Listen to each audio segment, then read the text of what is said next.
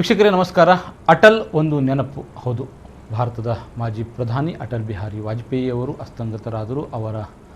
ಇವತ್ತು ಅವರ ಸ್ವಲ್ಪ ಸರ್ಕಾರಿ ವಿಧಿವಿಧಾನದೊಂದಿಗೆ ಅವರನ್ನು ಪಂಚಭೂತಗಳಲ್ಲಿ ಲೀನ ಕೂಡ ಆದರು. ಯಮುನಾ ನದಿಯ ದಡದಲ್ಲಿ ಅವರನ್ನು ಪಂಚಭೂತಗಳಲ್ಲಿ ಲೀನಗೊಳಿಸುವ ಪ್ರಕ್ರಿಯೆಗಳು ನಡೆದವು ಇವತ್ತು ಸಂಜೆ. ರಾಷ್ಟ್ರೀಯ ಸ್ಮೃತಿ ಸ್ಥಳ ಅಂತ ಹೇಳಲಾಗುವಂತಹ ಯಮುನಾ ನದಿಯ ದಡದಲ್ಲಿ ಅವರಿಗೆ ಸರ್ಕಾರಿ ಸಕಲ ಗೌರವಾಧಾರಗಳೊಂದಿಗೆ ಬ್ರಾಹ್ಮಣ ಸಂಪ್ರದಾಯದೊಂದಿಗೆ ಅಂತಿಮ ಸಂಸ್ಕಾರವನ್ನು ನೆರವೇರಿಸಲಾಯಿತು. ಎಂದಿನಂತೆ 71 ಭಾರಿ ಕುಶಾಲ ತೋಪುಗಳನ್ನು ಸಿಡಿಸಲಾಯಿತು. ಅವರ ದತ್ತು ಪುತ್ರಿ ನಮಿತಾ ಭಟ್ಟಾಚಾರ್ಯ, ಅಂದರೆ ಅವರು ಮದುವೆಯಾಗಲಿಲ್ಲ, ಬ್ರಹ್ಮಚರ್ಯವನ್ನು ಪಾಲಿಸ್ತಾ ಇದ್ದರು. ಅವರು ದತ್ತು ಪುತ್ರಿಯನ್ನು ಸ್ವೀಕರಿಸಿದರು. ಆ ದತ್ತು ಪುತ್ರಿ ನಮಿತಾ ಭಟ್ಟಾಚಾರ್ಯರವರು ಅವರ ಮೃತ ಅಥವಾ ಶವ ಸಂಸ್ಕಾರದ ಸಂದರ್ಭದಲ್ಲಿ ಅಥವಾ ಅಂತಿಮ ಇದರಲ್ಲಿ ದಹನ ಕ್ರಿಯೆಯನ್ನು ಮಾಡಿದರು ಅಂತ ನಾವು ಹೇಳ್ಬೋದು. ಹಾಗೆ BJPಯ ಕಚೇರಿಯಿಂದ ಮೆರವಣಿಗೆಯಲ್ಲಿ ಯಮುನಾ ದಡದವರೆಗೂ ಅಂದರೆ ಅವರ ಶವವನ್ನು ಅಥವಾ ಮೃತದೇಹವನ್ನು ಸಾಗಿಸಲಾಯಿತು. ಈ ಸಂದರ್ಭದಲ್ಲಿ ಅಟಲ್ ಜಿಂದಾ ರಹೆ, ಅಟಲ್ ಅಮರ್ ರಹೆ, ಅಟಲ್ ಜಿಂದಾಬಾದ್ ಎಂಬ ಘೋಷಣೆಗಳು ಅಲ್ಲಿ ಕೂಗ್ತಾ ಇದ್ದು. ಅಂದರೆ ಗಮನಿಸಬೇಕಾದ ಅಂಶ ಅಂತ ಹೇಳಿದರೆ, ಅವರ ಮೃತದೇಹದ ಜೊತೆಯಲ್ಲಿ ಪ್ರಧಾನಿ ನರೇಂದ್ರ ಮೋದಿ ಹಾಗೆ BJP ಅಧ್ಯಕ್ಷ ಅಮಿತ್ ಶಾ ರವರು ನಡ್ಕೊಂಡು ಅಂದರೆ ಮೆರವಣಿಗೆಯಲ್ಲಿ ಸಾಗಿದ್ರು ಅನ್ನುವಂಥದ್ದು. ಹಾಗೆ ಜವಾಹರ್ಲಾಲ್ ನೆಹರು ಅಂದರೆ ಶಾಂತಿವನ ಅಲ್ಲೇ ಪಕ್ಕದಲ್ಲಿ ಅವರ ಅಲ್ಲಿ ಸಮಾಧಿ ಮಾಡಲಾಗಿದೆ. ಹಾಗೆ ನಮ್ಮ ಶಾಸ್ತ್ರಿಯವರನ್ನು ಕೂಡ ವಿಜಯ್ ಘಾಟ್ ಎಂಬ ಅಲ್ಲಿ ಅವರ ಅಂದರೆ ಮಾಜಿ ಪ್ರಧಾನಿಗಳು ಅಲ್ಲಿ ಇದ್ದಾರೆ ಅಂತ, ಅಂದರೆ ಮಾಜಿ ಪ್ರಧಾನಿಗಳ ಸಮಾಧಿಗಳು ಅಲ್ಲಿದ್ದಾವೆ. ಅಂದರೆ ಗುಜ್ರಾಲ್ರವರದ್ದು ಸಮಾಧಿ ಅಲ್ಲಿದೆ. ಇದೆಲ್ಲ ನಾವು ಗಮನಿಸಬೇಕಾದ ಅಂಶ ಅಂತೇಳಿದರೆ, ಬೇರೆ ಬೇರೆ ದೇಶಗಳ ರಾಷ್ಟ್ರದ ಪ್ರಮುಖ ಅಧ್ಯಕ್ಷರು, ದೊರೆಗಳು ಕೂಡ ಇಲ್ಲಿ ಅವರ ಅಂತಿಮ ಸಂಸ್ಕಾರದ ಸಂದರ್ಭದಲ್ಲಿ ಭಾಗವಹಿಸಿದರು. ಈ ಸಂದರ್ಭದಲ್ಲಿ ನಾವು ಕೂಡ ಅವರನ್ನು ನೆನಪಿಸಿಕೊಳ್ಳುವ ಪ್ರಕ್ರಿಯೆಯನ್ನು ಮಾಡ್ತಾ ಇದ್ದೇವೆ. ಇದರಲ್ಲಿ ಅವರನ್ನು ನೆನಪಿಸಿಕೊಳ್ಳುವ, ಅವರ ಸಾಧನೆಗಳನ್ನು ಹೇಳುವ ಮತ್ತು ಇವತ್ತಿನ ಸ್ಥಿತಿಯಲ್ಲಿ ಅವರಿಲ್ಲದ ಭಾರತ, ಅವರಿಲ್ಲದ ಪ್ರಜಾಪ್ರಭುತ್ವದ ಬಗ್ಗೆ ಒಂದು ಅವಲೋಕನ ಮಾಡುವ ಪ್ರಕ್ರಿಯೆಯಲ್ಲಿ ನಾವು ನಿರತರಾಗಿದ್ದೇವೆ. ಈ ವಿಷಯದಲ್ಲಿ ನಮ್ಮ ಜೊತೆಯಲ್ಲಿ ಮಾತಾಡ್ತಾ ಇದ್ದಾರೆ ಪ್ರೊಫೆಸರ್ PL ಧರ್ಮ. ಇವರು ಮಂಗಳೂರು ವಿಶ್ವವಿದ್ಯಾಲಯದ ರಾಜ್ಯಶಾಸ್ತ್ರ ವಿಭಾಗದ ಮುಖ್ಯಸ್ಥರು. ನಿಮಗೆ ಕಾರ್ಯಕ್ರಮಕ್ಕೆ ಪ್ರಾಧ್ಯಾಪಕರು. ನಿಮಗೆ ಕಾರ್ಯಕ್ರಮಕ್ಕೆ ಸ್ವಾಗತ ಮಾಡ್ತಾ ಇದ್ದೇನೆ. ಸರ್, ನಾವು ಅಟಲ್ರವರನ್ನು ನೆನಪಿಸಿಕೊಳ್ಳುವಾಗ ನಿಮಗೆ ಏನು ನೆನಪು ಆಗ್ತದೆ ಅಂತ ಸಿಂಪಲ್ ಪ್ರಶ್ನೆ, ಸಾಮಾನ್ಯ ಪ್ರಶ್ನೆ. ಬಹುಶಃ ಈ ದೇಶದ ರಾಜಕೀಯ ಪರಿಸ್ಥಿತಿಯೇ ನೆನಪಾಗುತ್ತೆ ನನಗೆ. ನಾನು ನಿಮ್ಮ ಪ್ರಶ್ನೆಗೆ ಉತ್ತರ ಕೊಡೋಕ್ಕಿಂತ ಮುಂಚೆ ನಿಮಗೆ ಧನ್ಯವಾದ ಹೇಳಬೇಕು ಇಲ್ಲಿ ಕರೆದದಕ್ಕೆ. ಎರಡನೇದು, ಈ ದೇಶದಲ್ಲಿ ಎಲ್ಲ ಕಡೆ ಮಳೆಯಿಂದಾಗಿ ಪ್ರವಾಹ ಬಂದು ಎಲ್ಲರೂ ಕಷ್ಟದಲ್ಲಿದ್ದಾರೆ. ಇಡೀ ದೇಶ ಅವ್ರ ಜೊತೆಗಿರಬೇಕು, ಅವರ ನೋವುಗಳಲ್ಲಿ ಭಾಗಿಯಾಗಬೇಕು ಅಂತ ನಿಮ್ಮ ಮುಖಾಂತರ ಎಲ್ಲರಲ್ಲೂ ನಾನು ಪ್ರಾರ್ಥಿಸ್ಕೊಳ್ತೇನೆ. ಒಂದು ಕಡೆ ಸ್ವಾತಂತ್ರ್ಯದ ಸಂಭ್ರಮವನ್ನು ಆಚರಿಸ್ತಿರುವ ಸಂದರ್ಭದಲ್ಲಿ ನಾವು ದೇಶದ ಒಬ್ಬ ಬಹಳ ದೊಡ್ಡ ನಾಯಕನನ್ನು ಕಳ್ಕೊಂಡಿದ್ದೇವೆ. ನೋವಿದೆ ಈ ದೇಶಕ್ಕೆ. ನನಗೆ ನಿಮ್ಮ ಪ್ರಶ್ನೆಗೆ ತಕ್ಷಣದ ಉತ್ತರ ಇದು. ನಮಗೆ ಈ ಪ್ರಜಾಪ್ರಭುತ್ವನ ಕಟ್ಟುವ ಪ್ರಕ್ರಿಯೆಯಲ್ಲಿ ಬಹಳ ದೊಡ್ಡದೊಂದು ಕೊಂಡಿ ಕಳೆದೋಗಿದೆ ಅಂತ ನಾನು ತಿಳ್ಕೊಂಡಿದ್ದೇನೆ. ನಮ್ಮ ಪಾರ್ಲಿಮೆಂಟಿಗೆ ಸಂಬಂಧಪಟ್ಟ ಹಾಗೆ, ಸಂಸತ್ತಿಗೆ ಸಂಬಂಧಪಟ್ಟ ಹಾಗೆ ನಮ್ಮ ಒಂದು ದೊಡ್ಡ ಸಂಪ್ರದಾಯವೇ ನಾವು ಕಳ್ಕೊಂಡಿದ್ದೇವೆ ಅಂತ ನನಗೆ ಅನ್ನಿಸ್ತದೆ. ಹಾಗಾಗಿ ಅವರ ಸಾವು ನಮಗೆ ಈ ದೇಶಕ್ಕೆ ಬರೀ ಸಾವು ಅಲ್ಲ, ನಮಗೆ ಒಂದು ಭವಿಷ್ಯಕ್ಕೊಂದು ದೊಡ್ಡ ಪಾಠ ಇದೆ ಅದರಲ್ಲಿ. ಅದನ್ನೆಲ್ಲ ನಾವು ಇನ್ನು ಮುಂದೆ ಭಾಳ ಸೀರಿಯಸ್ ಆಗಿ ಗಮನಿಸಬೇಕಾಗುತ್ತೆ ಅನ್ನೋದು ನನ್ನ ತಕ್ಷಣದ ಪ್ರತಿಕ್ರಿಯೆ. ಓಕೆ, ಅಟಲ್ ಬಿಹಾರಿ ವಾಜಪೇಯಿ ಪ್ರಧಾನಿಯಾಗಿ ಅಥವಾ ಅದಕ್ಕಿಂತ ಪೂರ್ವದಲ್ಲಿ, ಅಂದರೆ ಈ ದೇಶವನ್ನು ಪ್ರಜಾಪ್ರಭುತ್ವ ಕಟ್ಟುವ ದಿಸೆಯಲ್ಲಿ ಏನೆಲ್ಲ ಪ್ರಯತ್ನವನ್ನು ಮಾಡಿದರು ಅಂತ ಹೇಳ್ಬೋದು ನೀವು? ನಿಮ್ಮ ಎರಡು ರೀತಿ ಅದಕ್ಕೆ ನಾನು ಪ್ರತಿಕ್ರಿಯಿಸ್ತೇನೆ.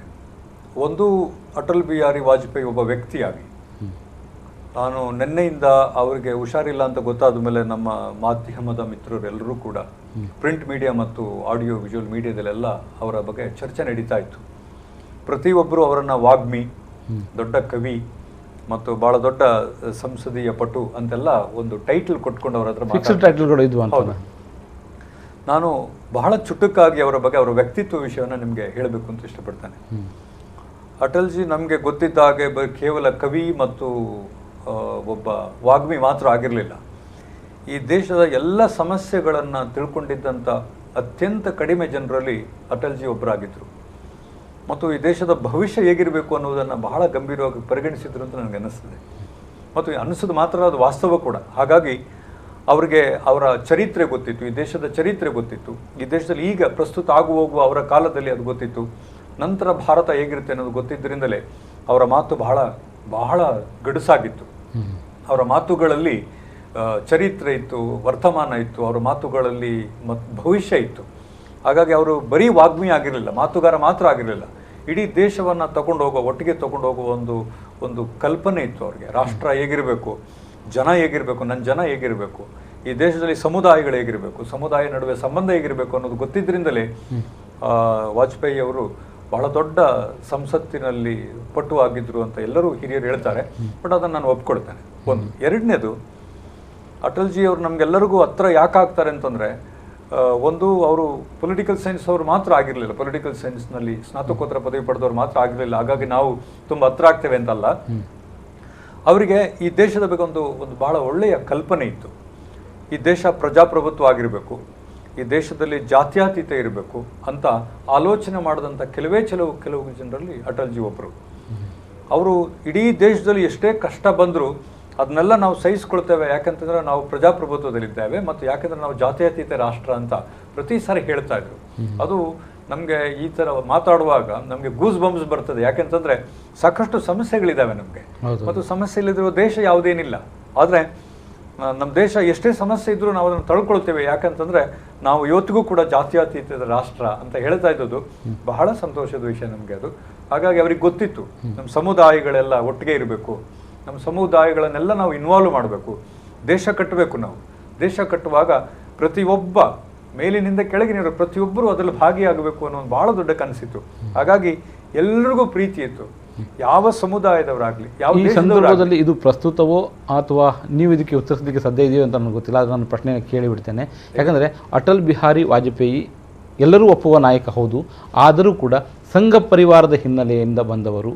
ಸೊ ಒಂದು ಸಂಘ ಪರಿವಾರ ಅಂತ ಹೇಳಿದ್ರೆ ಅದನ್ನು ಅಸ್ಪೃಶ್ಯವೋ ಅಥವಾ ಸಪ್ರೇಟ್ ಮುಖ್ಯ ಇಡುವ ಒಂದು ಪದ್ಧತಿ ಇನ್ನೂ ಇದೆ ಅಥವಾ ಅದು ನಡೀತಾ ಬಂದಿತ್ತು. ಇದನ್ನು ಕಂಪೇರ್ ಮಾಡಿದಾಗ ಅದನ್ನು ಕಂಪೇರ್ ಮಾಡಲಿಕ್ಕೆ ಸಾಧ್ಯ ಇದೆಯಾ ಹೇಗೆ ಅಂತ? ಖಂಡಿತ ಸಾಧ್ಯ ಇದೆ. ಅದು ನನಗೆ ಈ ದೇಶದಲ್ಲಿ ಇರುವ ಈಗ ಎಲ್ಲ ಪಕ್ಷದ ನಾಯಕರು, ಎಲ್ಲ ಪಕ್ಷವು ಒಂದೊಂದು ಸೈದ್ಧಾಂತಿಕ ನೆಲೆಯನ್ನು ಇಟ್ಕೊಂಡು ಬಂದಿರುವಂಥದ್ದು. ಇವರು ಯಾಕೆ ಪ್ರತ್ಯೇಕತೆ ಆಗ್ತಾರೆ ಅಂತಂದರೆ, ಜನಸಂಘದ ಚರಿತ್ರೆಯನ್ನು ಓದಿ, ಆಮೇಲೆ ಅವರು ಜನಸಂಘದ ನಂತರ ಮತ್ತೆ ಅವರು ಭಾಜಪ ಕಟ್ಟಿದಂಥ ಒಂದು ಸಂದರ್ಭವನ್ನು ನೋಡ್ತಾ ಬನ್ನಿ. ಅಲ್ಲಿ ಎಲ್ಲೂ ಕೂಡ ಅವರು ಸಂಘ ಪರಿವಾರದವರು ಅನ್ನೋದಕ್ಕಿಂತಲೂ ಅವರೊಬ್ಬ ರಾಷ್ಟ್ರೀಯ ನಾಯಕನಾಗಿ ತನ್ನನ್ನು ತಾನು ತೊಡಗಿಸ್ಕೊಂಡ್ರು. ಹಾಗಂತ ಸೈದ್ಧಾಂತಿಕ ನೆಲೆಯಲ್ಲಿ ಒಬ್ಬ ವ್ಯಕ್ತಿಯನ್ನು ನೋಡ್ತಾ ಬಂದರೆ ನಮಗೆ ವ್ಯಕ್ತಿಯ ಕ್ಯಾರೆಕ್ಟರೈಸೇಷನ್ ಮಾಡೋಕ್ಕೆ ಸುಲಭ ಆಗುತ್ತೆ. ಅದಕ್ಕೆಲ್ಲಕ್ಕೂ ಹೊರತಾಗಿ ಒಬ್ಬ ರಾಷ್ಟ್ರೀಯ ನಾಯಕನ ನೆಲೆಯಲ್ಲಿ ನಿಂತ್ಕೊಂಡು ಮಾತನಾಡಿದಂಥ ಧೈರ್ಯ ತೋರಿದಂಥ ಒಬ್ಬ ನಾಯಕ ಅಟಲ್ ಬಿಹಾರಿ ವಾಜಪೇಯಿ ಅವರು. ಹಾಗಾಗಿ ನಾನು ವೈಯಕ್ತಿಕವಾಗಿ ಅವರನ್ನು ಒಂದು ಪಕ್ಷಕ್ಕೆ, ಒಂದು ಸಿದ್ಧಾಂತಕ್ಕೆ ನಾನು ಅವರನ್ನು ಅಟ್ಯಾಚ್ ಮಾಡೋಕ್ಕೆ ಇಷ್ಟಪಡೋದಿಲ್ಲ. ಆದರೆ ಅವರು ಸಂಘ ಪರಿವಾರದವರು ಅಂತ ಹೇಳಿ ಅವ್ರನ್ನ ಟೀಕೆ ಮಾಡೋಕ್ಕೆ ನಾನು ಹೋಗೋದೇ ಇಲ್ಲ. ಯಾಕಂದರೆ ಅವರಿಗೆ ದೇಶ ಗೊತ್ತಿತ್ತು, ದೇಶದ ಜನ ಗೊತ್ತಿತ್ತು. ಆಗ ಅದರರ್ಥ ಸಂಘ ಪರಿವಾರ ಅವರು ಇವರು ಅಂತೇಳಿ ನಾನು ಅದನ್ನು ಯಾಕೆ ಟೀಕೆ ಮಾಡೋದಿಲ್ಲ ಅನ್ನೋದಕ್ಕೆ ಎರಡು ಕಾರಣ ಕೊಟ್ಬಿಡ್ತೇನೆ, ನಿಮ್ಮ ಆನ್ಸರ್ ಮಾಡ್ತಾನೆ.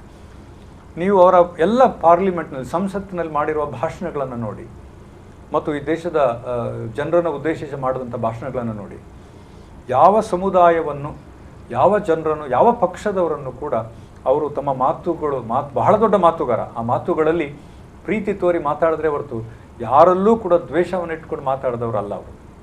ಹಾಗಾಗಿ ದೇಶಕ್ಕೆ ಇವತ್ತು ಬಹಳ ಪ್ರಸ್ತುತ ಆಗ್ತಾರೆ ನಮಗೆ ಅವರು. ಎರಡನೇದು, ಅವರು ಮಾತನಾಡುವಾಗ ಬಹಳ ದೊಡ್ಡ ಹೋಮ್ವರ್ಕ್ ಮಾಡಿಕೊಂಡೇ ಬರ್ತಾ ಇದ್ರು ಅವರು ಕವಿಯಾಗಿ ಎಷ್ಟೋ ಸಾರಿ ಕವಿತೆಗಳನ್ನು ಪಠನ ಮಾಡಿದ್ದಾರೆ. ಇಡೀ ಸಭೆಯಲ್ಲಿ, ದೊಡ್ಡ ದೊಡ್ಡ ಸಭೆಗಳಲ್ಲಿ ಕವನಗಳನ್ನು ಅವರು ವಾಚನ ಮಾಡಿದ್ದಾರೆ. ಆದರೆ ನಾನು ಇಂಥ ಒಂದು ಸಭೆಯನ್ನು ಉದ್ದೇಶಿಸಿ ಮಾತಾಡ್ತಾ ಇದ್ದೇನೆ, ಇವತ್ತು ಪಾರ್ಲಿಮೆಂಟ್ನಲ್ಲಿ ಇದು ಮಾತಾಡ್ತೇನೆ ಅನ್ನೋದು ಬಹಳ ದೊಡ್ಡ ಕಾಳಜಿ ಇಟ್ಕೊಂಡು ಬಂದಿದ್ರು ಅವರು.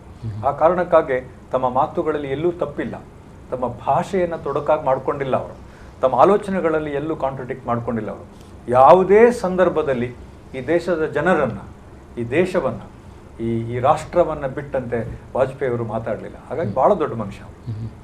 ಸೊ ನಾವಿಲ್ಲಿ ಅಂದರೆ ಈ ಪಾರ್ಲಿಮೆಂಟಿನಲ್ಲಿ ಅಂದರೆ ನಾವು ಬರ್ತೇವೆ, ನಾವು ಹತ್ತಿರ ನಮ್ಮ ಊರಿಗೂ ಬರೋಣ, ಅವ್ರು ಏನು ಕೊಟ್ಟಿದ್ದಾರೆ ಅಥವಾ ನೀವು ನಮ್ಮ ಇಡೀ ಪ್ರಾದೇಶಿಕತೆಯನ್ನು ಅವರು ಏನು ಕೊಟ್ಟಿದ್ದಾರೆ ಅಂತ. ಅದ್ರ ಜೊತೆಲಿ ಪಾರ್ಲಿಮೆಂಟ್ ವಿಷಯದಲ್ಲಿ ಸ್ವಲ್ಪ ಮಾತಾಡೋದಾದರೆ, ಪಾರ್ಲಿಮೆಂಟ್ನಲ್ಲಿ ಅವರು ಇದ್ದ ಸಂದರ್ಭ, ಅವರು ಇಲ್ಲದ ಸಂದರ್ಭ ಏನಾದ್ರು ವ್ಯತ್ಯಾಸ ಅಂತ ಅನ್ನಿಸ್ತದ? ಯಾಕಂದರೆ ಅವಳು ಬಹಳ ದೊಡ್ಡ ಸಮಯ, ಅಂದರೆ 10 ಬಾರಿ ಅವರು ಸಂಸದರಾಗಿ ಆಯ್ಕೆಯಾಗುವಂಥ ಮಹಾನ್ ನಾಯಕರು. ಸೊ ಅಂಥ ಸಂದರ್ಭದಲ್ಲಿ ಅಂದರೆ ಅವರು ಇದ್ದಾಗ ಇಲ್ಲದೇ ಇದ್ದಾಗ ಅಂತ ಹೇಳುವಂಥದ್ದು. ನಿಮ್ಮ ಮೊದಲ ಪ್ರಶ್ನೆಯಿಂದನೇ ನಾನು ಪ್ರಾರಂಭ ಮಾಡ್ತೇನೆ. ನಾವು ಈ ಪ್ರಜಾಪ್ರಭುತ್ವ ಓದೋ ವಿದ್ಯಾರ್ಥಿಗಳು ಇವತ್ತು ಅದನ್ನು ಓದ್ತೇವೆ, ಅದರ ಕಷ್ಟ ಸುಖಗಳನ್ನು ಅರಿತೇವೆ, ನಮ್ಮ ವಿದ್ಯಾರ್ಥಿ ಮಿತ್ರರಿಗೆ ಅದನ್ನು ನಾವು ಪಾಠ ಮಾಡ್ತೇವೆ, ಆಮೇಲೆ ಅದರ ಕಷ್ಟ ಸುಖಗಳನ್ನು ಅವ್ರಿಗೂ ಹೇಳ್ಕೊಡ್ತೇವೆ, ನಾವು ಅನುಭವಿಸ್ತೇವೆ. ನೀವು ನಮ್ಮ ಪಾರ್ಲಿಮೆಂಟ್ನ ಜರ್ನಿಯನ್ನು ನೋಡ್ತಾ ಬಂದರೆ, ಪ್ರಯಾಣವನ್ನು ನೋಡ್ತಾ ಬಂದರೆ, ನಮಗೊಬ್ಬ ಒಳ್ಳೆಯ ಪಾರ್ಲಿಮೆಂಟೇರಿಯನ್ಸ್ಗಳು ಇವತ್ತು ಹತ್ರ ಇಲ್ಲ, ನಮಗೆ ಸಿಗ್ತಾ ಇಲ್ಲ, ಸದ್ಯಕ್ಕೆ ಸಿಗ್ತಾ ಇಲ್ಲ. ಈ ದೇಶದಲ್ಲಿ ಈ ದೇಶದ ಆಗು ಹೋಗುಗಳನ್ನು, ಕಷ್ಟ ಸುಖಗಳನ್ನು, ಸಮುದಾಯಗಳ ಕುರಿತಂತೆ, ಈ ದೇಶದ ಚರಿತ್ರೆಗೆ ಕುರಿತಂತೆ, ಈ ದೇಶದ ಪ್ರಸ್ತುತ ರಾಜಕಾರಣ ಕುರಿತಂತೆ ಬಹಳ ಪ್ರಬುದ್ಧತೆಯನ್ನು ತೋರುವಂಥ ರಾಜಕಾರಣಿಗಳು ಪಾರ್ಲಿಮೆಂಟ್ನಲ್ಲಿ ನಮ್ಗೆ ಬಹಳ ಕಡಿಮೆ ಆಗ್ತಾ ಇದ್ದಾರೆ. ಇವತ್ತು ಒಬ್ಬ ಹಿರಿಯ ಮುತ್ಸದಿ ನಮ್ಮನ್ನು ಬಿಟ್ಟು ಹೋಗ್ತಾ ಇರುವಾಗ ನಮ್ಗಾಗುವ ಆತಂಕ ಇದೆ. ನಾಳೆ ನಮ್ಮ ಪಾರ್ಲಿಮೆಂಟ್ನ ಭವಿಷ್ಯ ಏನಾಗುತ್ತೆ? ನಮ್ಮಲ್ಲೊಂದು ಒಳ್ಳೆ ಚರ್ಚೆ ನಡೆಯೋದಿಲ್ಲ. ಅದು ಯಾವುದೇ ಮೀಸಲಾತಿಗೆ ಸಂಬಂಧಪಟ್ಟ ಪರವಿರೋಧ ಚರ್ಚೆ ಆಗಿರಲಿ, ಅದು ಬೇರೆ ಯಾವುದೇ ಸಂದರ್ಭಕ್ಕೆ ಸಂಬಂಧಪಟ್ಟದ್ದಾಗಿರಲಿ, ಒಂದು ಪರವಿರೋಧಿ ಚರ್ಚೆ ನಮ್ಮ ದೇಶದಲ್ಲಿ ಆಗಿಲ್ಲ ಅಂತಂದರೆ ನಮ್ಮ ದೇಶದಲ್ಲಿ ಪ್ರಜಾಪ್ರಭುತ್ವಕ್ಕೆ ಬಹಳ ದೊಡ್ಡ ಗಂಡಾಂತರ ಬರ್ತಾ ಇದೆ ಅಂತ ನನಗೆ ಅನ್ನಿಸ್ತದೆ. ಹಾಗಾಗಿ ಇವರ ಸಾವು, ಇವರು ನಮ್ಮನ್ನು ಬಿಟ್ಟು ಹೋಗ್ತಾ ಇರೋದು, ಈ ದೇಶದಲ್ಲಿ ಬಹಳ ದೊಡ್ಡ ಒಂದು ರಾಜಕೀಯ ಸಂಸ್ಕೃತಿಯನ್ನು ನಾವು ಕಳ್ಕೊಳ್ತಾ ಇದ್ದೇವೆ. ಅಷ್ಟು ದೊಡ್ಡ ಪಾರ್ಲಿಮೆಂಟೇರಿಯನ್ ಆಗಿದ್ರು ಅವರು. ಇವತ್ತು ನಮ್ಮಲ್ಲಿ ಈ ದೇಶದ ಕೃಷಿಗೆ ಸಂಬಂಧಪಟ್ಟ ಹಾಗೆ, ಈ ದೇಶದ ಶಿಕ್ಷಣಕ್ಕೆ ಸಂಬಂಧಪಟ್ಟ ಹಾಗೆ, ಈ ದೇಶದಲ್ಲಿ ಎಲ್ಲ ಬೆಳವಣಿಗೆಗೆ, ಕೈಗಾರಿಕೆಗೆ ಸಂಬಂಧಪಟ್ಟ ಹಾಗೆ ನೀವು ನಮ್ಮ ಪಾರ್ಲಿಮೆಂಟ್ನಲ್ಲಿ ಬಹಳ ದೊಡ್ಡ ಚರ್ಚೆಯನ್ನು ಕಾಣುವುದಿಲ್ಲ. ಗಲಾಟೆ ನೋಡ್ತಾ ಇದ್ರಿ. ಪಾರ್ಲಿಮೆಂಟ್ನ ಸಂಸತ್ತಿನ ಒಂದು ಸಂಸ್ಕೃತಿಗೆ ನಾವು ಧಕ್ಕೆ ತರ್ತಾ ಇರುವ ಸಂದರ್ಭದಲ್ಲಿ ಉದ್ದೇಶವೇ ಹಾಳಾಗಿ ಹೋಗ್ತಾ ಇದೆ. ಹಿರಿಯರು ಕಾಣೆಯಾದಾಗ ಭಯ ಇದೆ, ನಮ್ಮ ಭವಿಷ್ಯದ ಬಗ್ಗೆ ನಾವು ಬಹಳ ಆತಂಕವನ್ನು ಪಡ್ತಾ ಇದ್ದೇವೆ. ಅದರಲ್ಲೂ ಬಹಳ ರಾಜಶಾಸ್ತ್ರದ ವಿದ್ಯಾರ್ಥಿಗಳು ನಮಗೆ ಬಹಳ ದೊಡ್ಡ ಆತಂಕ ಆಗುತ್ತೆ. ಯಾಕಂತಂದ್ರೆ ನಾಳೆ ಏನಾಗುತ್ತೆ ಈ ದೇಶಕ್ಕೆ? ಒಂದು ಒಳ್ಳೆ ಚರ್ಚೆ ನಡೀದಿದ್ರೆ, ಒಂದು ಸಾರ್ವಜನಿಕ ನೀತಿ ಬರದಿದ್ರೆ ಏನಾಗುತ್ತೆ ಅನ್ನೋ ಒಂದು ಆತಂಕ ನಮಗಿದೆ. ಸೊ ಈಗ ಪ್ರಸ್ತುತೆ ಅಂದರೆ ಅಟಲ್ ಬಿಹಾರಿ ವಾಜಪೇಯಿಯವರ ಅವಶ್ಯಕತೆ ನಮಗೆ ಇದೆ ಅಂತ ಈಗ ಅನ್ನಿಸ್ತಾ ಇದೆ ಸರ್. ಓಕೆ, ನಾನು ಬರ್ತೇನೆ ಸರ್ ಈ ವಿಷಯದಲ್ಲಿ ಯಾಕೆ ಅನ್ನಿಸ್ತಾ ಇದೆ ಅನ್ನೋದ್ರ ಬಗ್ಗೆ ನಿಮ್ಮ ಅಭಿಪ್ರಾಯವನ್ನು ಮತ್ತು ಕೇಳಲಿಕ್ಕೆ ಬಯಸ್ತೇನೆ. ಅದಕ್ಕಿಂತ ಮೊದಲು ಸಣ್ಣ ವಿರಾಮ.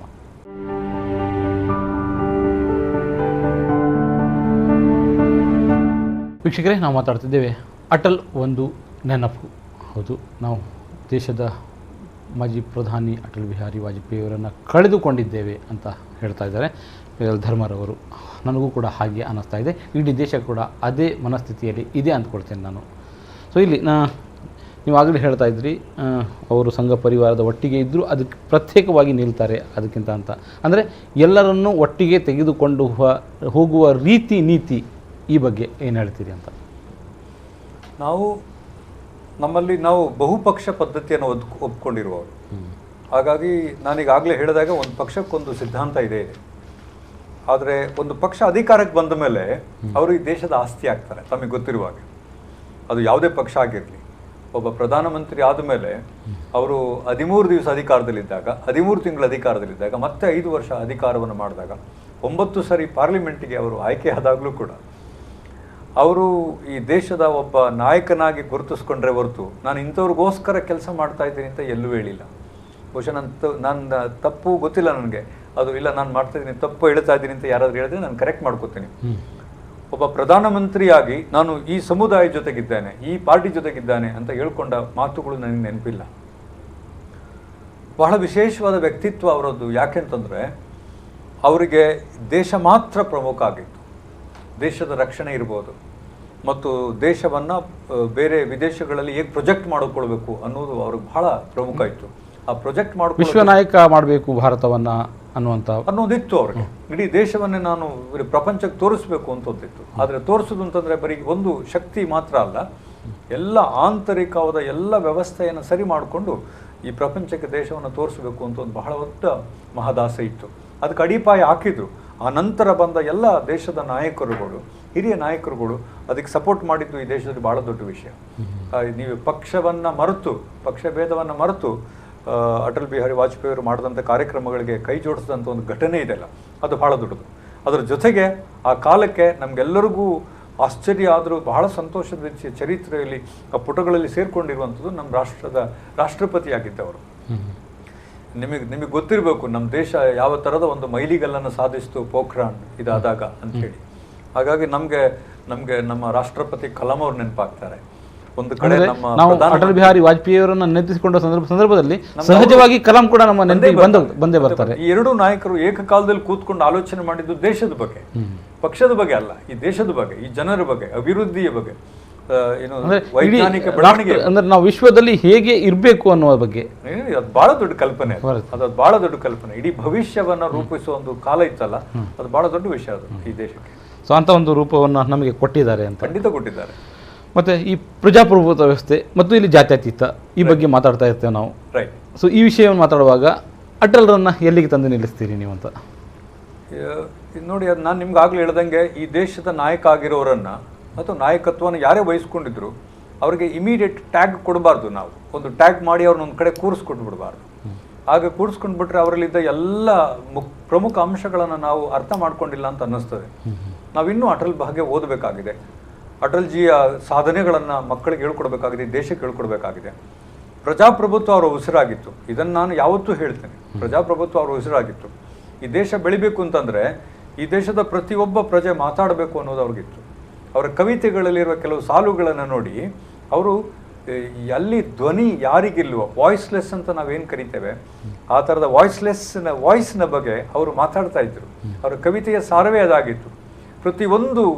ಪ್ರತಿಯೊಂದು ಮಗು ಮಾತಾಡಬೇಕು, ಪ್ರತಿಯೊಬ್ಬ ವ್ಯಕ್ತಿ ಮಾತಾಡಬೇಕು, ಅದು ಪ್ರಜಾಪ್ರಭುತ್ವದ ಬುನಾದಿ ಆಗುತ್ತೆ ಅಂತೇಳೋದು ಕವಿತೆಯ ಸಾಕಷ್ಟು ಸಾಲುಗಳಲ್ಲಿದೆ. ಅದು ಪ್ರಜಾಪ್ರಭುತ್ವ ಅವರ ರಕ್ತದಲ್ಲಿ ಅರಿತಾ ಇದ್ದದ್ದು. ಹಾಗೆ ಈ ದೇಶದ ಚರಿತ್ರೆ ಬಹಳ ಚೆನ್ನಾಗಿ ಗೊತ್ತಿದ್ದರಿಂದ, ಈ ದೇಶದ ಸಂವಿಧಾನ ಗೊತ್ತಿದ್ದರಿಂದ ಯಾವತ್ತೂ ಒಂದು ಮಾತನ್ನು ಜಾತ್ಯತೀತ ವಿರುದ್ಧ ಮಾತಾಡಿದವರಲ್ಲ ಅವರು.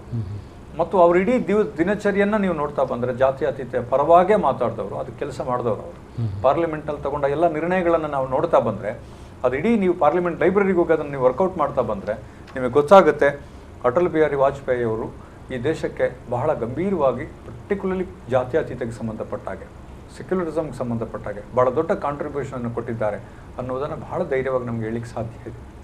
ಇನ್ನೊಂದು, ನಮಗೆ ಅವರ ಅಟಲ್ ಬಿಹಾರಿ ವಾಜಪೇಯಿ ಅವರನ್ನು ನೆನಪಿಸಿಕೊಳ್ಳುವಾಗ ಅವರ ಶೈಕ್ಷಣಿಕ ಕೊಡುಗೆಯನ್ನು ಕೂಡ ನಾವು ಮರೀಲಿಕ್ಕೆ ಸಾಧ್ಯ ಇಲ್ಲ.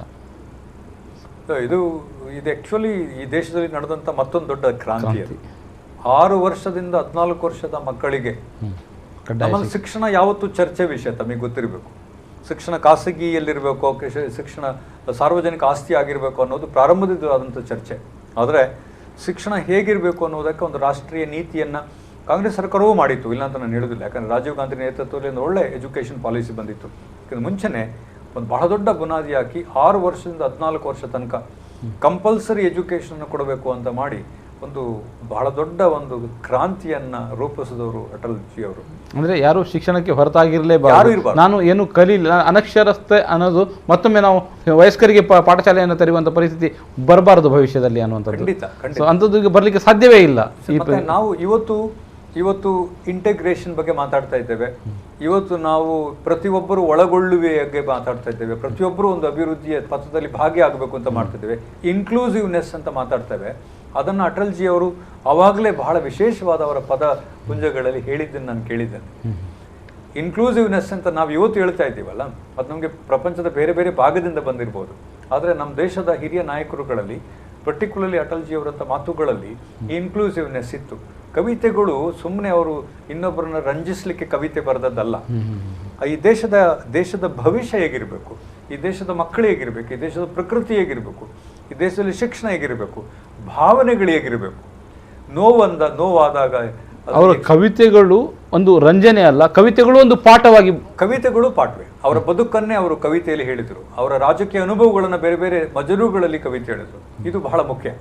ಎಷ್ಟೋ ಸಾರಿ ಪತ್ರಕರ್ತರಾಗಿ ಅವರ ಪತ್ರಿಕೆಯಲ್ಲಿರುವ ಬರವಣಿಗೆಗಳು ನಮಗೆ ಇವತ್ತು ಪಾಠ ಆಗುತ್ತೆ.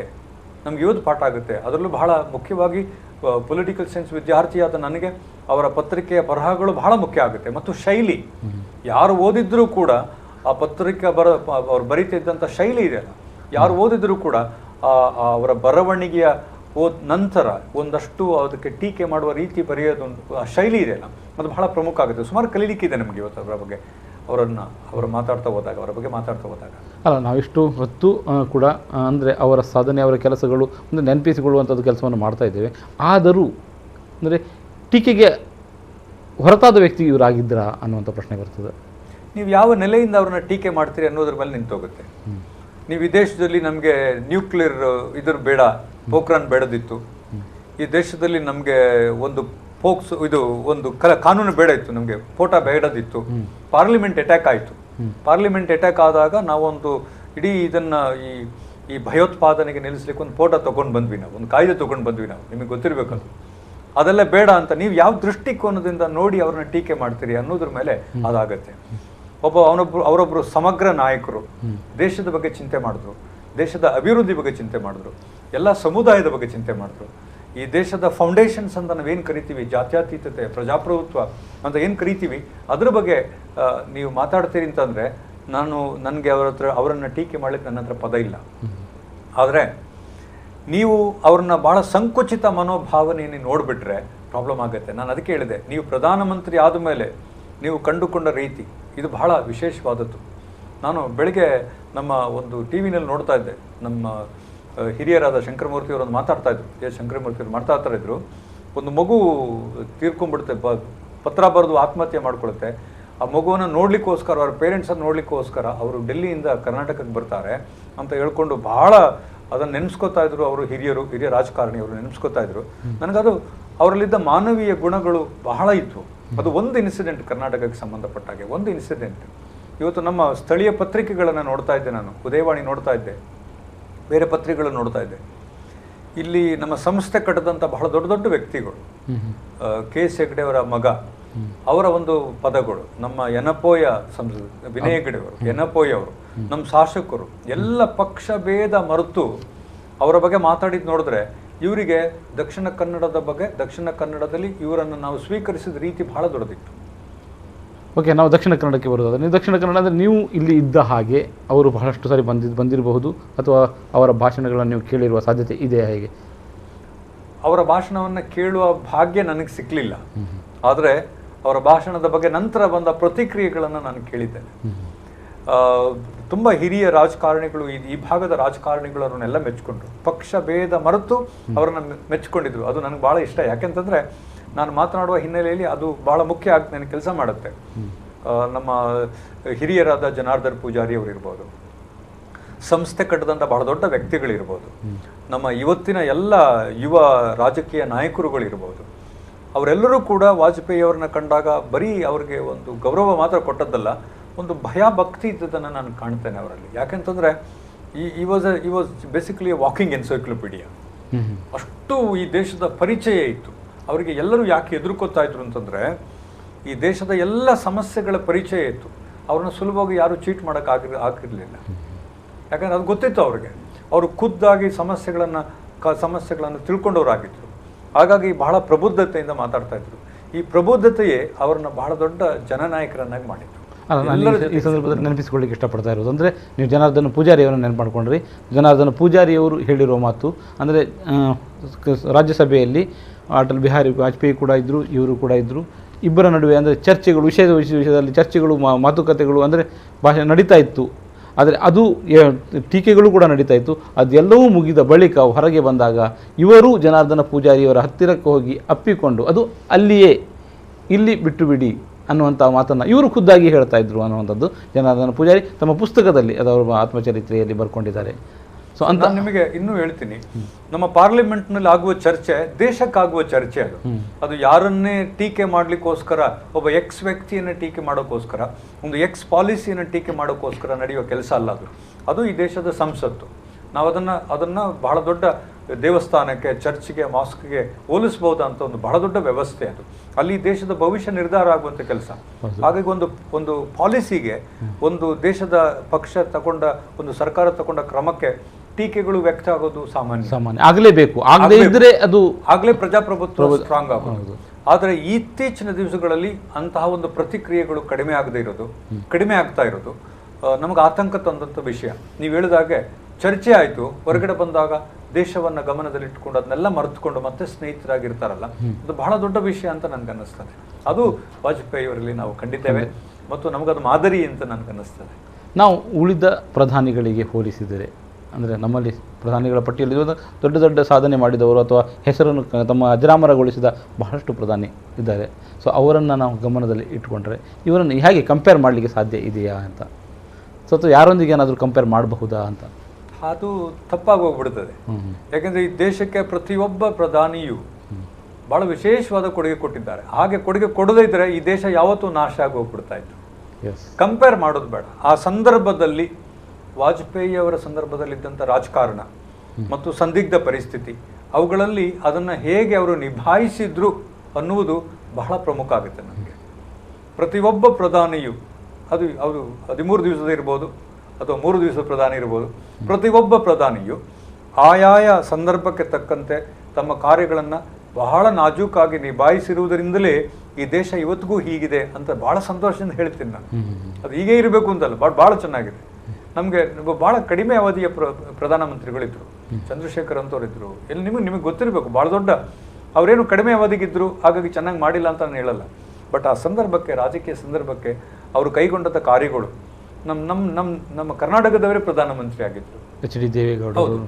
ಆ ಸಂದರ್ಭದಲ್ಲಿ ಅವ್ರು ಕೈಗೊಂಡಂಥ ಕಾಂಟ್ರಿಬ್ಯೂಷನ್ಗಳು, ಈ ದೇಶಕ್ಕೆ ಕೊಟ್ಟಂಥ ಕೊಡುಗೆ ಇದೆಲ್ಲ, ಅದು ಈ ದೇಶವನ್ನು ಇವತ್ತಿಗೂ ಕೂಡ ಹಿಡಿದಿಟ್ಟಿದೆ. ಹಾಗಾಗಿ ಕಂಪೇರ್ ಮಾಡುವ ಬದಲು ಆಯಾಯ ಸಂದರ್ಭದಲ್ಲಿ ಒಬ್ಬ ಪ್ರಧಾನಮಂತ್ರಿ ತಮಗೆ ಸಿಕ್ಕಿದ ಜವಾಬ್ದಾರಿಯನ್ನು ಹೇಗೆ ನಿಭಾಯಿಸಿದ್ರು ಅನ್ನೋದು ಬಹಳ ಸೂಕ್ತ ಅಂತ ನನಗೆ ಅನಿಸ್ತದೆ, ಕಂಪೇರ್ ಮಾಡುವ ಬದಲು. ನಾವು ಅಟಲ್ ಬಿಹಾರಿ ವಾಜಪೇಯಿಯವರ ಬಗ್ಗೆ ಮಾತಾಡೋದಾದರೆ ಪರಮಾಣು ಅಂತ ನೆನಪಿಸ್ಕೊಳ್ತೇವೆ. ಸೊ ಇದು ನಮ್ಮ ವಿದೇಶಾಂಗ ನೀತಿಯ ಮೇಲೆ ಯಾವ ರೀತಿ ಪರಿಣಾಮ ಬೀರ್ತು ಅನ್ನುವಂಥದ್ದು ಒಂದು ಪ್ರಶ್ನೆ ಬರ್ತದೆ. ಹಾಗೆ ಅಟಲ್ ಬಿಹಾರಿ ವಾಜಪೇಯಿ ನಮ್ಮ ಊರಿಗೆ ಏನಾದರೂ ಕೊಡುಗೆ ಕೊಟ್ಟಿದ್ದಾರಾ ಅಥವಾ ನಮ್ಮವರಾಗಿ ಅವರು ಇದ್ರಾ ಅನ್ನುವಂಥ ಪ್ರಶ್ನೆ ಕೂಡ ಬರ್ತದೆ. ಈ ಪ್ರಶ್ನೆಗಳ ಬಗ್ಗೆ ನಿಮ್ಮಲ್ಲಿ ಏನಾದರೂ ಪ್ರತಿಕ್ರಿಯೆಗಳು ಇದ್ದಾವ ಅಂತ ತಿಳಿಯಲಿಕ್ಕೆ ಬಯಸ್ತೇನೆ. ಅದಕ್ಕಿಂತ ಮೊದಲು ಸಣ್ಣ ವಿರಾಮ.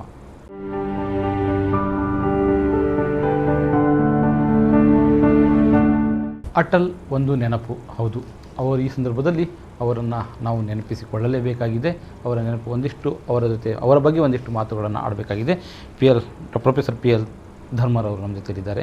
ಸೊ ನಾವು ಅಟಲನ್ನು ನೆನಪಿಸ್ಕೊಳ್ತೇವೆ ಅಂತ ಹೇಳಿದರೆ ಅವರಿಂದ ಏನು ಕಲೀಲಿಕ್ಕೆ ನಮಗೆ ಇದೆ ಅನ್ನುವ ಕಾರಣಕ್ಕಾಗಿ, ಅಥವಾ ನಮಗೇನು ಕೊಟ್ಟು ಹೋಗಿದ್ದಾರೆ ಅಂತ. ಏನು ಕಲೀಲಿಕ್ಕಿದೆ ನಮಗೆ, ನಮ್ಮ ಸಮಾಜಕ್ಕೆ ಮತ್ತು ನಮ್ಮ ಭವಿಷ್ಯ ಏನು ಬರ್ತಾ ಇದೆ ಅದಕ್ಕೆ ಏನು ಕಲೀಲಿಕ್ಕಿದೆ ಅಂತ? ಅಟಲ್ರಲ್ಲಿಂದ ನಮಗೆ ಪಡ್ಕೊಳ್ಳೋಕೆ ಸುಮಾರಿದೆ. ಅದನ್ನು ಬಹುಶಃ ನಾವೊಂದು 100 ವರ್ಷ ತನಕ ಬಳಸ್ಕೊಳ್ಬೋದು. ಒಂದು, ನಾವು ಅವರಿಂದ ಅವರ ಭಾಷಾ ಶೈಲಿಯನ್ನು ಕಲಿಬೇಕು. ನಾನು ಒಬ್ಬ ಅಧ್ಯಾಪಕನಾಗಿ ಇವತ್ತು ನೋಡ್ತಾ ಬಂದಿದ್ದೇನೆ, ನಮ್ಮ ಹತ್ರ ನಮ್ಮಲ್ಲಿರುವ ಒಂದು ಭಾಷಾ ಶೈಲಿ ಇವತ್ತು ದಿನಕ್ಕೆ ಕಡಿಮೆ ಆಗ್ತಿರೋದನ್ನು ಕಾಣ್ತೇವೆ. ಅಲ್ಲಿ ಸಂಸ್ಕೃತಿಯನ್ನು ಇದು ಕಳೆದು ಹೋಗ್ತಾ ಇದೆ ಅಂತ ನಮಗೆ ಭಯ ಆಗ್ತಾ ಇದೆ ಅಂತ. ಖಂಡಿತ ಅಟಲ್ಜಿಯಲ್ಲಿ ಅದಿತ್ತು. ನಾವೆಲ್ಲರೂ ಇಡೀ ದೇಶ ಅವರೊಬ್ಬರ ಕವಿ ಅಂತ ಹೇಳುವಾಗ ನಮ್ಗೆ ಕವಿಗಳು ಬಹಳಷ್ಟು ಇದ್ದಾರೆ, ಹೌದು. ಆದರೆ ಇವರನ್ನ ಒಬ್ಬ ರಾಜಕಾರಣಿಯಾಗಿದ್ದುಕೊಂಡು ಈ ಥರ ಇದ್ದು, ಆ್ಯಕ್ಚುಲಿ ನಿಮಗೆ ಗೊತ್ತಿರಬೇಕು, ಅವ್ರು ಭಾಳ ದೊಡ್ಡ ಪತ್ರಕರ್ತರ ಕೆಲಸ ಮಾಡಿದವರು, ಸಾಕಷ್ಟು ಪತ್ರಿಕೆಗಳನ್ನು ಹೊರಗೆ ತಂದವರು. ಹಾಗಾಗಿ ಅವರಲ್ಲಿ ನಾವು ಕಲಿಬೇಕಾಗಿರೋದು ಇವತ್ತು ಬರೆಯುವ ಶೈಲಿ ಮತ್ತು ಮಾತನಾಡುವ ಶೈಲಿ. ನಾವು ಮಾತನಾಡುವ ಶೈಲಿಯನ್ನು ಕಳ್ಕೊಂಡಿದ್ದೀವಿ. ನಮ್ಮ ಮಾತು ನಮ್ಮ ಸಂಪರ್ಕವನ್ನು ಏರ್ಪಡಿಸ್ತಾ ಇಲ್ಲ ಇವತ್ತು. ನಮ್ಮ ಮಾತು ನಮ್ಮ ಸಂಪರ್ಕವನ್ನು ಕಡಿತಗೊಳಿಸ್ತಾ ಇದೆ. ನಮ್ಮ ಮಾತು ಗಡಸಾಗ್ತಾ ಇದೆ. ನಮ್ಮ ಮಾತು ದ್ವೇಷವನ್ನು ಬಿತ್ತಾ ಇದೆ. ಇಂಥ ಸಂದರ್ಭದಲ್ಲಿ ಹುಟ್ಟಿದ ಮಾತು ಕಲಿತಿರುವ ಮಗುವಿಂದ ನಾವು ಸಾಯುವ ತನಕ ಏನು ನಮ್ಮ ಏಜ್ ಏನಿದೆ, ಬೇರೆ ಬೇರೆ ಸ್ಟೇಜ್ ಇದೆ, ಅದು ಅವರೆಲ್ಲರೂ ಕೂಡ ಅಟಲ್ಜಿಯ ಮಾತಿನ ಒಂದು ಶೈಲಿಯನ್ನು ಕಲ್ತ್ಕೋಬೇಕಾಗುತ್ತೆ. ಅಂದರೆ ಮಗುವಿನ ಮನಸ್ಸಿದ್ರೂ ಕೂಡ ನಿಷ್ಠುರವಾದವನ್ನು ಕೂಡ ಅದರಲ್ಲಿ ಅಳವಡಿಸಿಕೊಂಡು ಹೇಳ್ತಾ ಇದ್ರು. ಬಹಳ ಒಳ್ಳೆ ಅದು ಅವರ ಆ ಶೈಲಿ ನಮ್ಗೆ ಇವತ್ತು ಬೇಕು. ನಾವೀಗ ಜನರ ಮನಸ್ಸು ಕಟ್ಟುವ ಸ್ಥಿತಿಯಲ್ಲಿ ಇರುವುದರಿಂದ ಇಂಡಿಯಾದಲ್ಲಿ ನಮ್ಗೆ ಆ ಥರದ ಅವರದೊಂದು ಮಾತಿನ ಶೈಲಿ ಬೇಕಾಗುತ್ತೆ. ಒಂದು. ಎರಡನೇದು, ತಮಗೆ ಗೊತ್ತಿರುವಾಗೆ ಪಾರ್ಲಿಮೆಂಟ್ನಲ್ಲಿ ಬಹಳ ಒಳ್ಳೆಯ, ಎಲ್ಲರನ್ನೂ ನಗಿಸ್ತಾ ಇದ್ರು, ಒಳ್ಳೆ ಮಾತುಗಳನ್ನು ಹೇಳ್ತಾ ಇದ್ರು, ಮಧ್ಯದಲ್ಲಿ ತಮ್ಮ ಚಟಾಕಿಗಳನ್ನು ಹಾಡಿಸ್ತಾ ಇದ್ರು, ಕವನಗಳನ್ನು ಹಾಡ್ತಾ ಇದ್ರು. ಆದರೆ ಪಾರ್ಲಿಮೆಂಟಿಗೆ ಬಂದಾಗ ಒಂದಷ್ಟು ನಿಮಿಷವನ್ನು ಅವರು ವೇಸ್ಟ್ ಮಾಡಿರಲಿಲ್ಲ, ಕಾಲಹರಣ ಮಾಡಿಲ್ಲ. ಇದು ನಾವು ಯಾವತ್ತೂ ತಿಳ್ಕೊಳ್ಬೇಕು. ನಾವು ಇವತ್ತು ನಮ್ಮ ಪಾರ್ಲಿಮೆಂಟ್ನಲ್ಲಿ ಕೋಟಿ ಗಟ್ಟಲೆ ದುಡ್ಡನ್ನು ವೇಸ್ಟ್ ಮಾಡ್ತಿರೋ ಸಂದರ್ಭದಲ್ಲಿ ಅಟಲ್ಜಿಯಿಂದ ನಮಗೆ ಸುಮಾರು ಕಲೀಲಿಕ್ಕಿದೆ. ಅದು ಏನು ಅಂತ ನಾನು ನಿಮಗೆ ಸ್ಪಷ್ಟವಾಗಿ ಹೇಳ್ಬಿಡ್ತೇನೆ. ನಮಗೆ ಇವತ್ತಿಗೂ ತನಕ ಸಮಯದ ಬೆಲೆ ಯಾರಿಗೂ ಗೊತ್ತಾಗಿಲ್ಲ. ಈ ದೇಶದಲ್ಲಿ ನಾವು ಎಲ್ಲಿ ತನಕ ಸಮಯದ ಬೆಲೆಯನ್ನು ನಾವು ಕಲ್ತ್ಕೊಳ್ಳೋಕೆ ಸಾಧ್ಯ ಇಲ್ವೋ ಅಲ್ಲಿ ತನಕ ನಾವು ದೇಶ ಕಟ್ಟುವ, ರಾಷ್ಟ್ರ ಕಟ್ಟುವ ಕೆಲಸದಲ್ಲಿ ನಮಗೆ ಇದರಲ್ಲಿ ತಲ್ಲೀನರಾಗ್ಲಿಕ್ಕೆ ಸಾಧ್ಯನೇ ಇಲ್ಲ. ಅದನ್ನು ನಮಗೆ ಅಟಲ್ಜಿ ಹೇಳ್ಕೊಟ್ಟಿದ್ರು. ನಮಗೆ ಗೊತ್ತಿರುವಾಗೆ ಪಾರ್ಲಿಮೆಂಟ್ನಲ್ಲೊಂದು ಪ್ರೊಸೀಜರ್ ಇದೆ. ಅದು ಈ ಸಮಯಕ್ಕಾಗಬೇಕು, ಈ ಸಮಯಕ್ಕೆ ಮುಗಿಬೇಕು ಅಂತ ಒಂದು ಪ್ರೊಸೀಜರ್ ಇದೆ. ಅದನ್ನು ಚಾಚೂ ತಪ್ಪದೆ ಪಾಲಿಸಿದವರು ಕೆಲವು ಜನರು, ಅದರಲ್ಲಿ ಅಟಲ್ಜಿ ಒಬ್ಬರು. ಸಮಯ ಪ್ರಜ್ಞೆ ಇದ್ದಂಥ ಬಹಳ ಹಿರಿಯ ಮುತ್ಸದ್ದಿಗಳಲ್ಲಿ ಅವರೊಬ್ಬರು. ನಮಗೆ ಇವತ್ತು ಎಲ್ಲ ವಯೋಮಾನದವರು ಅಟಲ್ಜಿಯಿಂದ ನಾನು ಇದನ್ನು ನೇರವಾಗಿ ಪಡ್ಕೋತೀನಿ ಅಂತಂದರೆ ಪಡ್ಕೊಳ್ಬೇಕಾಗಿರೋದು ಅವರ ಸಮಯ ಪ್ರಜ್ಞೆ. ಬಹಳ ವಿಶೇಷವಾಗಿ ಕಾಲಕ್ಕೆ ಈಗ ಈಗ ಈ ಕವನ ಬೇಕು, ಈ ಕವಿತೆ ಬೇಕು ಅಂತ ಯಾವುದೋ ಒಂದು ಘಟನೆ ನೋಡಿ ಆವಾಗಲೇ ಆನ್ ದ ಸ್ಪಾಟ್ ಬರೀತಿದ್ದರು ಅವರು. ಯಾಕಂದರೆ ಅದು ಬಹಳ ಮುಖ್ಯ ಆಗಿತ್ತು ಅವರಿಗೆ. ಸಮಯವನ್ನು ಪರಿಪಾಲನೆ ಮಾಡುವ ಒಂದು ಬುದ್ಧಿ, ಒಂದು ಸಂಸ್ಕೃತಿ ನಮಗೆ ಬಂದರೆ ನಮಗೊಂದು 10-15 ವರ್ಷದಲ್ಲಿ ಈ ದೇಶವನ್ನು ನಾವು ಸ್ವರ್ಗ ಥರ ಮಾಡ್ಬೋದು ಅಂತ ನಾನು ತಿಳ್ಕೊಂಡಿದ್ದೀನಿ. ಅದಿಲ್ಲ ನಮ್ಮಲ್ಲಿ. ಅದು ಅಟಲ್ಜಿ ನಮಗೆ ನೇರವಾಗಿ ಕೊಟ್ಟಿದ್ದಾರೆ. ನಾವು ಅದನ್ನು ಇವಾಗ ಬಳಸ್ಕೊಳ್ಬೇಕಾಗುತ್ತೆ, ಪಾಲಿಸ್ಕೊಳ್ಬೇಕಾಗಿದೆ, ಖಂಡಿತ ಪಾಲಿಸ್ಕೊಳ್ಬೇಕಾಗುತ್ತೆ. ನಾವು ಸಮಯ ಪ್ರಜ್ಞೆ ವಿಷಯ ಬಂದಾಗ ಮತ್ತು ನಾವು ಅಟಲ್ಜಿಯವ್ರ ಪ್ರಮಾಣವನ್ನು ನೆನಪಿಸ್ಕೊಳ್ತೇವೆ. ಸೊ ಈ ವಿದೇಶಾಂಗ ನೀತಿ ನಾವು ಅಂದರೆ ನಮ್ಮದು ಅದಕ್ಕೇನು ಇದು ಏನಾದರೂ ಧಕ್ಕೆ ತಂದಿತ್ತಾ ಅಂತ ಅವ್ರ ಪೋಖ್ರಾನ್ ಅಣು ಬಾಂಬ್ ಇದ್ರ ಬಗ್ಗೆ ಒಂದು ಮಾಡಿದ್ರಲ್ಲ, ಪರೀಕ್ಷೆ ಮಾಡಿದರು, ಅದರ ನಂತರ ಹೇಗೆ ಅಂತ ಬೇರೆ ಬೇರೆ ಪ್ರತಿಕ್ರಿಯೆ ಬಂದಿದೆ. ಅಮೇರಿಕದ ಕಣ್ಣನ್ನು ಸ್ವಲ್ಪ ನಾವು ಕೆಂಪಾಗಿಸಿದ್ವಿ. ಯಾಕೆಂತಂದರೆ ಇಲ್ಲೊಂದು ಏಷ್ಯಾದಲ್ಲಿ ಒಂದು ದೇಶ, ಸಬ್ ಕಾಂಟಿನೆಂಟಲ್ಲಿ ಒಂದು ದೇಶ ಪರಮಾಣು ಪರೀಕ್ಷೆ ನಡೆಸಿದೆ, ನನಗೆ ಚಾಲೆಂಜ್ ಮಾಡ್ತಾ ಇದೆ ಅಂತ ಹೇಳುವ ಅಮೇರಿಕದೊಂದು ಭಾವನೆ ಬಂದಿದ್ದಿರ್ಬೋದು. ಆದರೆ ದೇಶದ ಹಿತದೃಷ್ಟಿಯಿಂದ ನಮಗೊಂದು ಶಕ್ತಿ ಇದೆ, ನಮ್ಮಲ್ಲೂ ಇದೆ ಅನ್ನೋದನ್ನು ನಾವು ತೋರಿಸ್ತಾ ಇದ್ರೆ ಉಳಿದವರು ನಮ್ಮನ್ನು ಹೆದರ್ಸ್ತಾ ಇರ್ತಾರೆ. ವಿಜ್ಞಾನದಲ್ಲಿ, ತಂತ್ರಜ್ಞಾನದಲ್ಲಿ ನಾವು ಮುಂದುವರಿತಾ ಇದ್ದೇವೆ. ನಮಗೆ ಶಕ್ತಿ ಬೇಕು ಶಾಂತಿಗೋಸ್ಕರ. ಬಹಳ ಒಳ್ಳೆಯ ಪದ ಅದು. ಈ ಥರ ಪದ ನಾವು ಬಳಸೋದು ಬಹಳ ರೇರ್ ಕೇಳಿದ್ದೇವೆ. ನಮಗೆ ಶಕ್ತಿ ಬೇಕು, ಆ ಶಕ್ತಿಯನ್ನು ಇನ್ನೊಬ್ಬರನ್ನ ಹೊಡಿಲಿಕ್ಕಲ್ಲ, ಶಾಂತಿಗೋಸ್ಕರ ಶಕ್ತಿ ಬೇಕು ಅಂತ ಹೇಳುವ ಮಾತಿದೆ ಅಲ್ಲ, ಅದು ಬಹಳ ದೊಡ್ಡ ವಾಕ್ಯ. ನೀವು ಏರಿ ಬರಬೇಡಿ ಅನ್ನೋದಕ್ಕೆ ಎಚ್ಚರಿಕೆ ಕೊಡ್ಲಿಕ್ಕೆ ನಮ್ಮ ಹತ್ರ ಬೇಕು ಶಕ್ತಿ. ಎಚ್ಚರಿಕೆ ಅಲ್ಲದಿದ್ರೂ ಕೂಡ ನೋಡಿ ನಮ್ಮಲ್ಲಿ ಶಕ್ತಿ ಇದೆ, ನಾವು ಕೂಡ ನಿಮ್ದಕ್ಕಿಂತಲೂ ಮುಂದುವರಿತೇವೆ, ಟೈಮ್ ಕೊಡಿ ನಾವು ಮುಂದುವರಿತೇವೆ ಅಂತ ಹೇಳಿ ತೋರಿಸ್ಕೊಳ್ಳಿಕ್ಕೋಸ್ಕರ ಮತ್ತು ನ್ಯಾಷನಲ್ ಇಂಟ್ರೆಸ್ಟ್ ಅನ್ನ ಡೆಮಾನ್ಸ್ಟ್ರೇಟ್ ಮಾಡೋಕ್ಕೆ ಆ ಮಾಡಿದಂಥ ಕ್ರಮ ಇದೆಲ್ಲ ಅದು ವೆಲ್ಕಮ್ ಗೆಸ್ಚರ್. ಪ್ರತಿಯೊಬ್ಬರು ಅದನ್ನು ವೆಲ್ಕಮ್ ಮಾಡಿದ್ರು, ಪಾರ್ಟಿ ಮರೆತು ವೆಲ್ಕಮ್ ಮಾಡಿದ್ರು. ಆ ಪೋಖ್ರಾನ್ ಇದಿದೆಲ್ಲ ಅದನ್ನು ಬಹಳ ಗಂಭೀರವಾಗಿ ಮಾಡಿದ್ರು. ವಿದೇಶಗಳಲ್ಲಿ ಏನಾಯಿತು ಅನ್ನೋದಕ್ಕಿಂತಲೂ ನಮಗೆ ನೀವು ನೆನ್ಪಿಟ್ಟಿರಬೇಕು, ನಮಗೆ ಎಲ್ಲ ನಮ್ಮ ನೇಬರ್ಸ್ಗಳು, ಅದು ಪಾಕಿಸ್ತಾನ ಇರ್ಬೋದು, ನಮ್ಮ ಎಲ್ಲ ನೇಬರ್ಸ್ಗಳು ಅಟಲ್ಜಿ ಜೊತೆಗೆ ಭಾಳ ಒಳ್ಳೆಯ ಸಂಬಂಧ ಬೆಳೆಸ್ಕೊಂಡಿದ್ರು. ಯಾರನ್ನೂ ಕೂಡ ಅವರು ದ್ವೇಷ ಮಾಡಿದವರಲ್ಲ. ಹಾಗಾಗಿ ನಮ್ಮ ನೆರೆಕೆರೆಯ ಸಂಬಂಧ, ನಮ್ಮ ಫಾರಿನ್ ಪಾಲಿಸಿ ಆ ಸಂದರ್ಭದಲ್ಲಿ ಬಹಳ ಉತ್ತುಂಗಕ್ಕೆ ಏರಿತು. ಅವರು ವಿದೇಶಾಂಗ ಮಂತ್ರಿ ಕೂಡ ಆಗಿದ್ರು, ತಮಗೆ ಗೊತ್ತಿರಬೇಕು. ಬಹಳ ಒಳ್ಳೆಯ ಕಾರ್ಯನಿರ್ವಹಿಸಿದ್ದಾರೆ ಮತ್ತು ಅದ್ಭುತವಾದ ಒಂದು ಸಂಬಂಧವನ್ನು ಬೆಳೆಸಲಿಕ್ಕೆ ಮತ್ತು ಕಟ್ಟಲಿಕ್ಕೆ ಮತ್ತು ಹಾಗೇ ಇರಬೇಕು ಭಾರತ ಜೊತೆ ನೀವೆಲ್ಲ ಅಂತ ಹೇಳುವ ಒಂದು ಹೊಸ ಸಂಪ್ರದಾಯವನ್ನು ಪ್ರಾರಂಭ ಮಾಡಿದರು ಅವರು. ಇದೇ ಕಾರಣದಿಂದ ಅವರು ಯಾವತ್ತು ಭಾರತದ ಮೊದಲ ಪ್ರಧಾನಿ ನೆಹರು ಅವರನ್ನು ಯಾವತ್ತೂ ನೆನೆಸ್ಕೋತಾ ಇದ್ರು, ಅವರ ಪಂಚಶೀಲ ತತ್ವವನ್ನು ಯಾವತ್ತೂ ನೆನೆಸ್ಕೋತಾ ಇದ್ರು. ಇದು ಅವರಲ್ಲಿದ್ದೊಂದು ಭಾಳ ದೊಡ್ಡ ಗುಣ.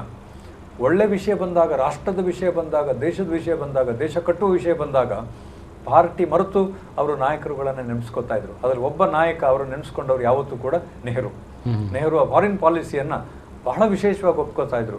ಅದು ಅವರ ಬಹಳ ದೊಡ್ಡ ಗುಣ ಅಂತ ನನಗೆ ಅನ್ನಿಸ್ತದೆ.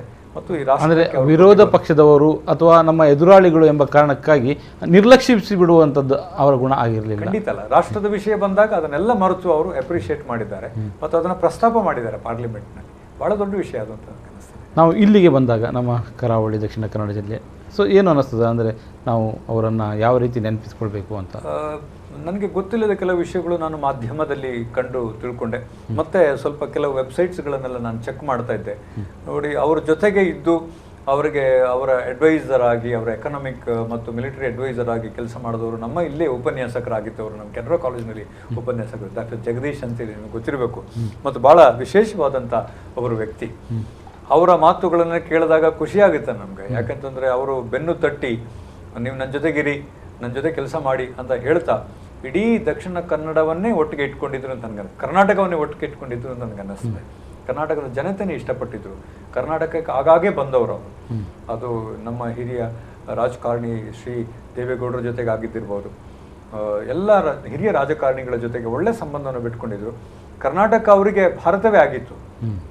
ಕರ್ನಾಟಕಕ್ಕೆ ಒಂದು ಹೆಚ್ಚು ಇದು ಕೊಟ್ಟು ಅವರ ಹುಟ್ಟಿದ ಜಾಗ, ಅವರು ಹುಟ್ಟಿದ ಊರು ಮಧ್ಯಪ್ರದೇಶ ಅಥವಾ ಅವರ ಮೂಲ ಮನೆ ರಾಜಸ್ಥಾನ್ ಇಲ್ಲಿತ್ತು, ಅಲ್ಲಿ ಯಾವುದನ್ನು ಅವರು ಕಡೆಗಣಿಸಲಿಲ್ಲ. ಕರ್ನಾಟಕವೂ ಅವರಿಗೆ ದೇಶದ ಒಂದು ಭಾಗ ಅಂತಲೇ ಅನಿಸಿತ್ತು. ಆದರೆ ಕರ್ನಾಟಕ ಅವರು ಬೇರೆ ಬೇರೆ ರಾಜ್ಯಗಳಿಗೆ ಹೋಗಿದ್ದು ನೋಡಿದ್ರೆ ಕರ್ನಾಟಕಕ್ಕೆ ಸ್ವಲ್ಪ ಹೆಚ್ಚು ಪ್ರಯಾಣ ಬೆಳೆಸಿದ್ದಾರೆ ಅನ್ನುವುದು ನನಗೆ ಅನ್ನಿಸ್ತದೆ. ಪಾರ್ಟಿ ಸೋತಾಗಲೂ ಕೂಡ,